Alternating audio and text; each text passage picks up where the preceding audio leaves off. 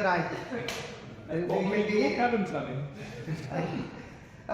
One thing that I learned while learning how to speak was, if you want somebody to remember what you are speaking about, there's a 3-step plan. You first tell them what you're going to tell them, then you tell them, and then you tell them what you told them. Okay? So that's what I plan to do. So first I'll obviously introduce myself. I'll say why I feel this topic is important to me, because I think that actually should be important to everybody. I will speak about how we can build dreams in our youth, and then a suggested plan that I have. I spent 4 years teaching geography, life science and mathematics at the high school, and that is partly why I got into this topic of creating innovators, which I will discuss later. I'm a 16-time published author, so most of my books are fantasy novels. I have a 7-book series with a short story attached to that. I've got some dystopian fantasies. I have an adventure comedy novel, and then I also have 2 business books that we'll speak about. And then also, as I said, I'm a book coaching manager. So in 2020, this was my first novel that I published. So that was the first cover. I changed to this cover later. That was a dramatic fantasy novel, dramatic romantic fantasy. I started writing in 2013 after I matriculated, and it took me 7 years to get my first book published. When I got published, I celebrated with my family in the kitchen with my dad, and my sister was shouting, "We're rich! We're not rich yet." But we keep pushing, right? So I switched the cover because I didn't like what the publisher did there. But this book holds a good place in my heart. This is the Globe. Globe stands for Greatest Loser of All Time. I wrote this book in 10 days. Because I love biology, I like watching documentaries, and I was watching a documentary called Mokele and Bembe. So in the Congo, there's a cryptic species. They say there might still be a dinosaur alive in the Congo, because the Congo is 70% undiscovered. And I thought, I really want to go. And I went online to check the price to go, and I didn't have money. So I decided, okay, if I want to go, let me write a book about someone who does go. And just for fun, let me make this guy a loser. So he became the great loser of all time. And I was so excited. I got the entire synopsis for that book in 1 day. It didn't take me much planning. I wrote it in 10 days. I submitted this book into the Author Elite Awards, and I came to the top 5. It didn't win, but close enough. In 2021, I had a goal to write and publish 10 books in 1 year. Unfortunately, I only got to 9. By the end of the year, I was exhausted. Every night from 10 p.m. till 2 a.m. That was my writing time, because I was working full time. I was still busy working on my master's degree, and I had all these other commitments. These are the 2 books that I published this year. So one is called Your Book is Better Than a Business Card, and the other one is The Book Business Card. So the topic at hand, creating the innovators of the future. So my years as a high school teacher have showed me that we got a big problem with our youth. I've seen children, they come to grade 8 and they can't read words at all. They can't read words like they and that. Now, I'm not speaking about areas that are more affluent. I'm speaking about areas in the Cape Flats. Because I know in areas that are more affluent, the parents take a bit more charge in these children's education. But in the areas of the Cape Flats, a lot of the parents, they don't care. To them, school is a daycare. They're very happy to leave the child there for the day and then have the child come back. That's all. I saw somebody post on their status a child's report. Well done, my son.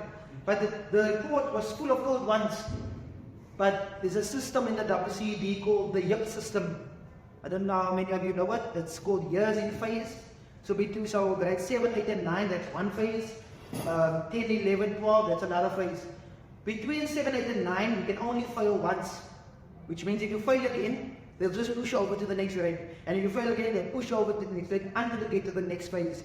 Then you can fail again. Now, what the children have learned is, even if I don't study and I fail, it's fine. Next year I can never fail again until I get to the next phase.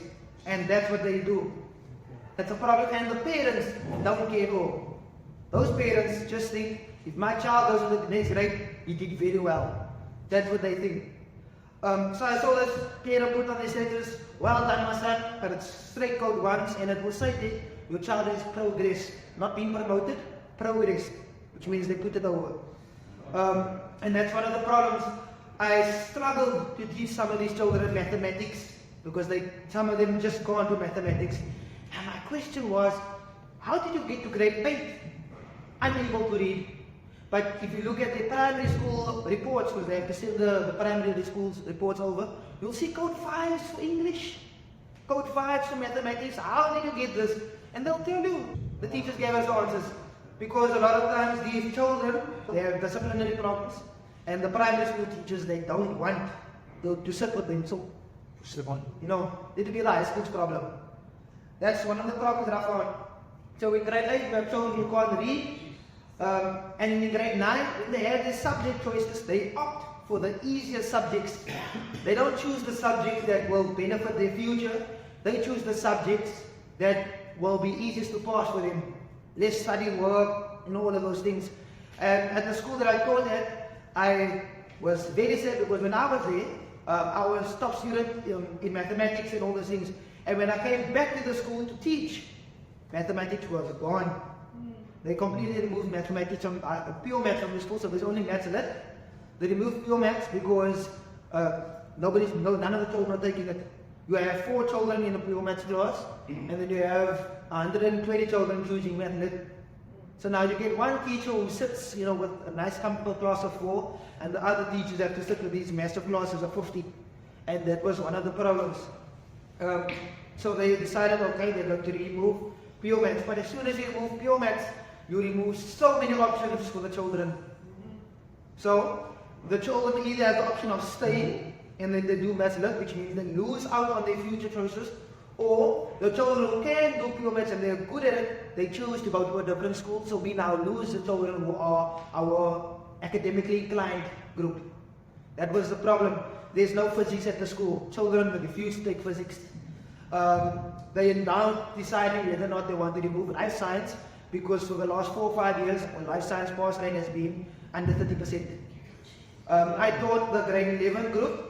I can proudly say I did an excellent job. So they gave me the grade 11 group only for 1 year, which was last year. So when they came from grade 10, they said life science was their worst subject. The top student got a code 3, and when they switched over, when they came to grade 11, I finally got them, and now the top student getting 90%. And then the third problem is those who can read, they hate to read. There are children who can read and they can read beautifully, but they hate to read. Ask them when it asks, they pick up a book on their own and they will tell you 2, 3, 4 years. They hate reading.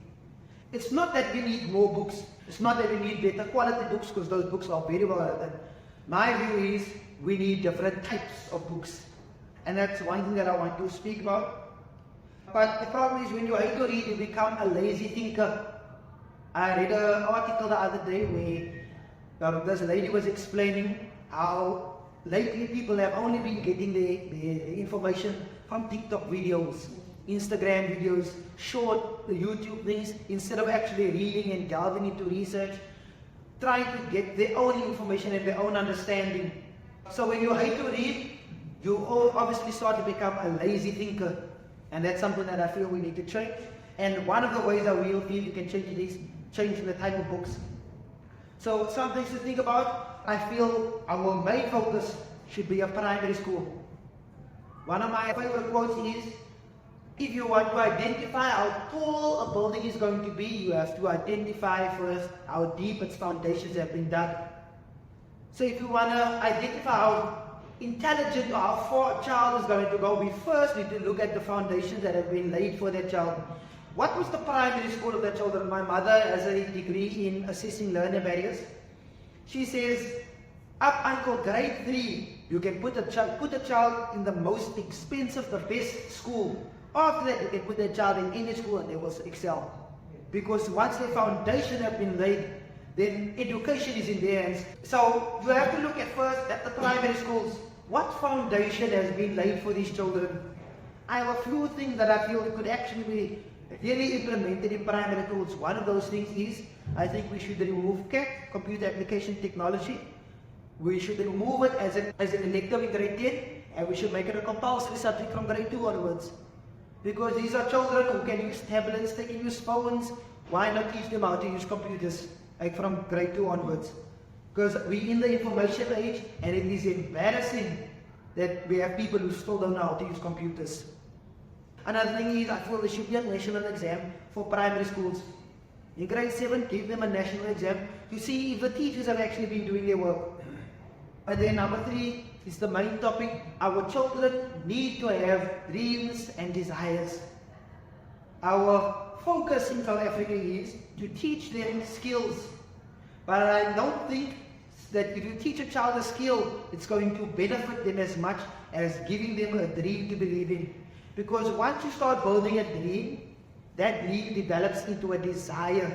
And that desire makes you chase after the skills necessary to make that dream a reality. So if you don't teach children that they can have a dream, teaching them a skill is useless. They run away from these skills because it's unnecessary knowledge for them.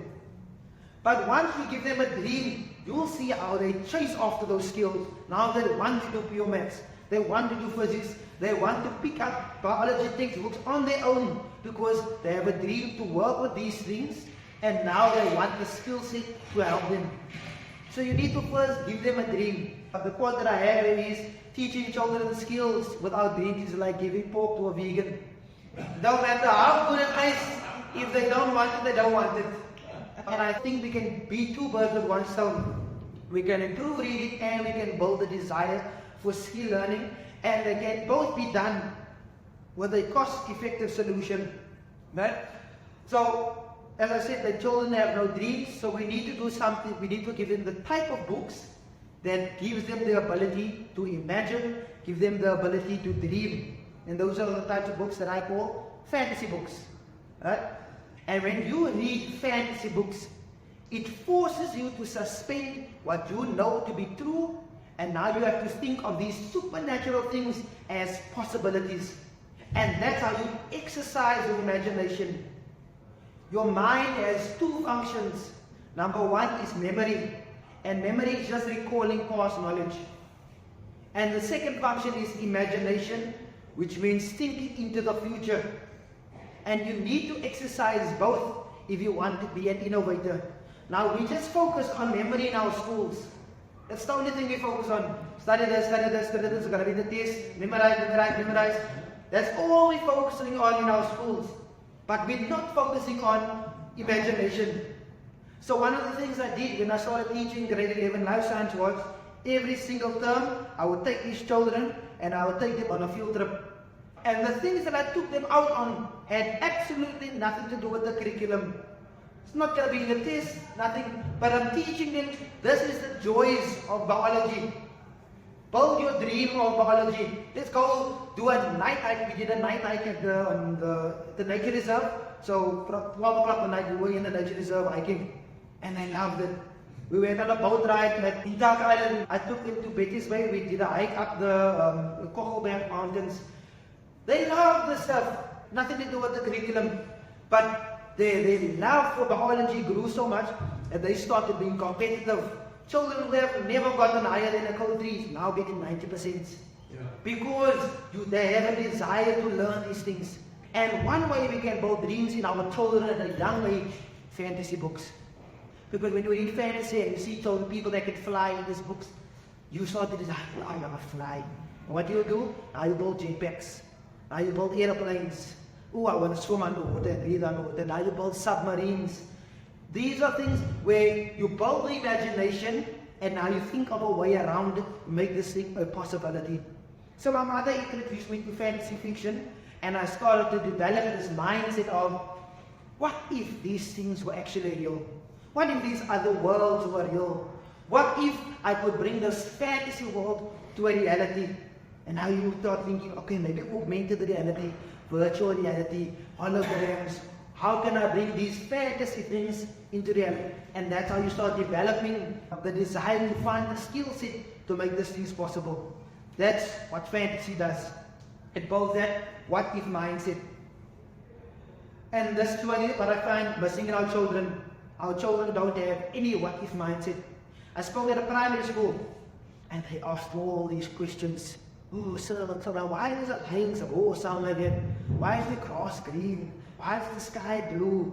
Why do some rivers run like that? Sir, who can beat you in a fight, a tiger or a lion? You know, they ask all these questions, and it's good questions, but the teachers get tired of hearing it, you know.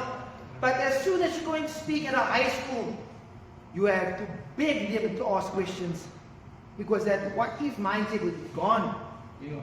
They've lost their imagination, they've lost all curiosity, they've lost all desire, and that's sad. It's so sad, because you know, if you don't have curiosity, if you don't have desire, if you don't have imagination, you are never going to be an innovator. So our children have lost this what-if mindset, and we need to start exposing them to things that are different, because that's the only way you're going to expand your imagination. Because if you're only reading things that tells you about what things you already know, that's all you're going to think about. Elon Musk, Steve Jobs, Mark Zuckerberg, Raphael Rapana, Mark Shuttleworth, all these people, these are well-known innovators, and all these people, they have what-if mindsets, and all these people, they love reading fantasy fiction, and that's what we have to get in our children. We need to build a what-if mindset in our children. That's what we need to do.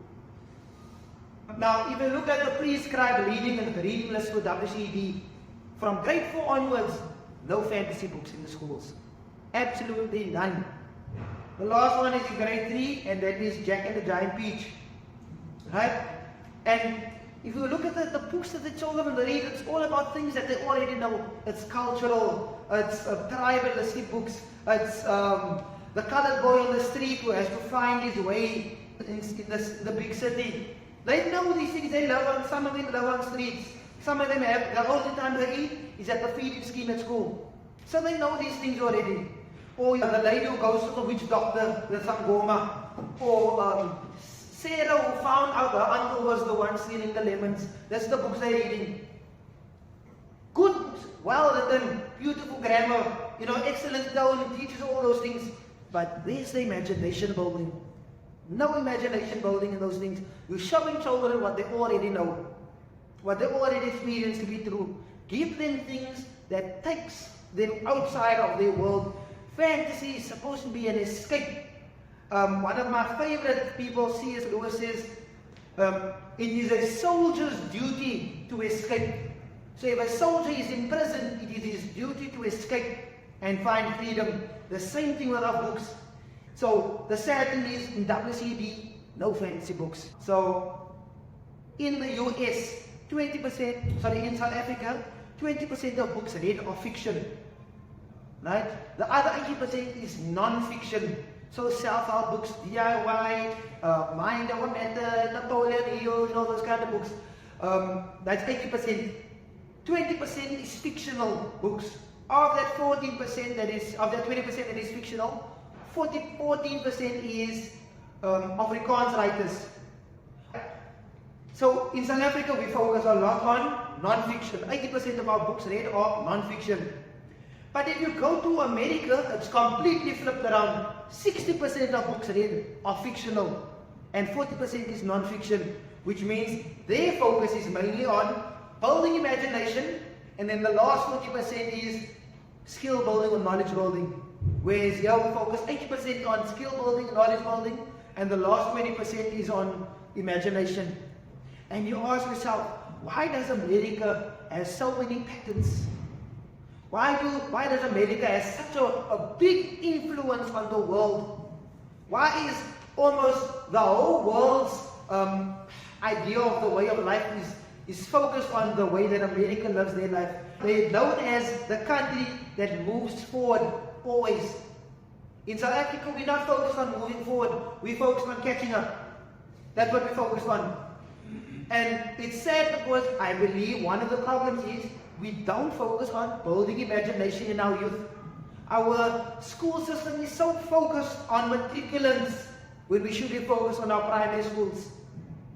But by the time they get to matric, it's too late for them. They've already found what they want to do. They want to work at Checkers. Yeah. So what we need to do is, we need to focus on our primary schools. Build those children to a position where they love learning, where they love dreaming, where they want a certain skill to match the imagination that they built. That's what my passion is. We need to find a way to build imagination and dreams in our youth, especially in our primary schools. Build that foundation so that we know this is how tall that building can be. Now, obviously, in the more affluent areas, this is not a problem. It's not really a problem, because if I go speak at an affluent school, those children get money from their parents to buy books, and they love buying books, and their parents make them read books, and they read fantasy books perfect. That's how I got into reading fantasy, because my mother brought it to me. But for those children where the parents just don't care, so basically the entire education is focused on the schooling system. And if the schooling system is not right, they're not right. So, why is fantasy? I want to give you 5 ways in which fantasy actually builds innovation in our learners. Number 1, it is complex world building. Complex world building, when you take these children into this thing, it makes their imagination start running. Number 2, it gives you a sense of adventure. One of the things that really stood out for me, that is, people love other people who do things on their own, who take challenges, who have the courage to take a challenge on their own. Right? It builds emotional intelligence. They show that people who read fantasy, they're less prone to bullying. Because if you read fantasy, you're reading about these different types of characters, and these hobbits and these elves. Now you start to become this type of person who has to accept different forms of life, that people can be different. So now I start to understand that Billy is not like me, so why am I bullying Billy? That's what I'm reading. Number 4, escapism. I already spoke about this. And then finally, it incorporates other genres. One of the toughest things I found when publishing is, when you publish on Amazon Kindle, they give you only two options of choosing a genre. I found it difficult because my books have so many other things in there. My books have romance, my books have adventure, my books have action, my books have drama, my books have suspense. It's so difficult to choose a genre because fantasy, I believe, is all-encompassing. So if you're a girl and you love romance, you can find romance in fantasy. If you're a boy and you love action, you can find action in there. If you're the type that loves scary, suspense movies, you can find it in fantasy. So fantasy, I believe, is an all-encompassing genre. And if you can get into that, then you won't need to run around with different types of books. So the problem is, usually when learners do read a book, after they're done picking up a book, you're never going to get them to pick up a book again. So we need to find a way, how do we get children to pick up the next book? And one of my suggestions is a fantasy series in school. If you can get a series in school, because once you start reading a series, you pick up the first book. The second book is not a completely new book with new characters, new storylines, new world. It's just a continuation. So basically, to them it feels like reading the same book, but they still get the sense of accomplishment of, I finished the book and now I get the next book. And that's what I feel we should do, especially if you can have an entry-level fantasy. This was one of the comments I got from Comic-Con. Good morning, Carl. We bought Journey and stole from Comic-Con on Thursday. My son loves the book and has finished it already. Can I get the rest of the series from you? I'll send it to them. I asked, okay, what's the age of your son? 10 years old. And then a week later, he said he read all 7. No. So if a 10-year-old can read all 7 books in a week, then you know this is the type of book that children can get into. And when they get into it, because it's so easy to jump to the next book, because I'm already familiar with these characters. And now all the next book is doing is adding maybe new characters and adding instead of completely changing the whole roster again. So if we get an entry-level fantasy series into the schools, it will encourage reading so much more. I don't know how many of you saw the article from Angie Motsefe. She said 70% of grade 4 learners can't read with understanding. So my suggested plan is, if we can start with one school, we introduce these books to the children in the private schools. And because my mother has a degree in addressing learning values, she will set up papers and questions and things because teachers don't like extra work. They hate extra work. So set up the papers for them, set up the exams, set up questionnaires for them so that you don't have to give them all this extra skills. That's why teachers don't like new books also. They hate new books because it means they have to set up new questions. Right? So rather, we'll set it up for you then. But we just want to see, will this actually work? So I suggested, okay, I will give my series. WCD doesn't have to pay me. All they need to pay is for printing the books. They print the books, we give it to the children, we set up the papers, we'll set up the questionnaires, we'll set up all the assignments on the things, and we give it to the children. Right? They can start with 2 books of the series. So let's say we start with grade 5. Grade 5 will read book 1 and book 2 of the series. Grade 6 can read book 3 and book 4. Grade 7, 5, 6 and 7. And usually they only read 1 book a year. I guarantee you, if we can get them to read 2 books a year, 3 books a year, it's going to be so much of a benefit to them. Because you can't read 1 book a year. That book is done in a week. Right? So we need to get those books into the schools. That was my suggestion. For the next 3 years, we just test these children. Figure out, are they actually, is it benefit, is their reading improving? How do they like the books? Are they eager to read the next book? Figure these things out. And if it is, then we make a plan, okay, let's put this into the prescribed reading. That was my suggested plan. And the other reason was that because I'm the author, they will have actually also direct access to the author.